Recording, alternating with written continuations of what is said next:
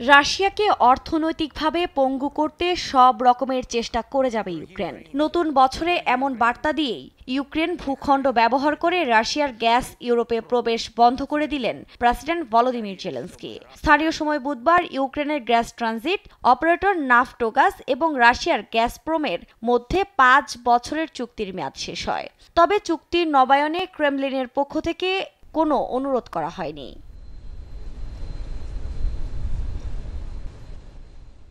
এর মধ্য দিয়ে বছরের প্রথম দিনে ইউরোপের গ্যাস বাজারে রাশিয়ার দীর্ঘদিনের আধিপত্যের অবসান হলো।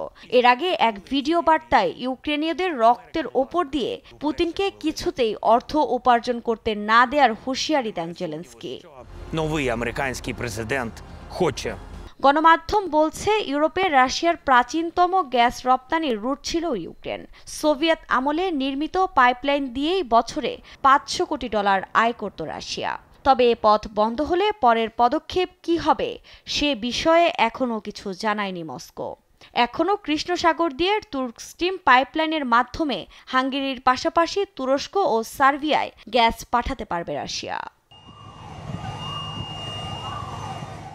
এদিকে ইউরোপীয় কমিশনের দাবি, মহাদেশটির গ্যাস ব্যবস্থা স্বাভাবিক ও স্থিতিশীল অবস্থায় আছে। তাই ইউক্রেনের মধ্য দিয়ে ট্রানজিট শেষ হওয়ার সঙ্গে সঙ্গে পরিস্থিতি সামাল দেওয়ার পর্যাপ্ত সক্ষমতা তাদের রয়েছে। যদিও ইউক্রেনের সিদ্ধান্তে ইউরোপের ওপর বড় প্রভাব পড়বে বলে আশঙ্কা স্লোভাকিয়ার প্রধানমন্ত্রী রবার্ট ফিকোর। আমি আবারও বলছি, ইউক্রেন যে গ্যাস পরিবহন বন্ধ করে দিয়েছে এর প্রভাব ইউরোপের সবার উপর মারাত্মকভাবে পড়বে। তারা ভেবে থাকলেও রাশিয়ায় তেমন কোনো ক্ষতিই হবে না। ইউর পরিসংখ্যান অনুযায়ী 2021 সালে ইউরোপের দেশগুলো রাশিয়া থেকে 40% গ্যাস আমদানি করলেও 2023 সালে তা 10% নামিয়ে আনে। তবে স্লোভাকিয়া ও অস্ট্রিয়া সহ ইউরোপের বেশ কয়েকটি দেশ রাশিয়া থেকে গ্যাস আমদানি অব্যাহত রেখেছিল।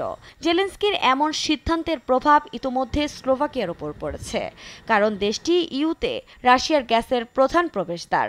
অস্ট্রিয়া, হাঙ্গেরি ও ইতালিতে গ্যাস সরবরাহে ট্রানজিট ফি পায় স্লোভাকিয়া। আফরিন মৌ, নিউজ ডেস্ক, দেশ টিভি।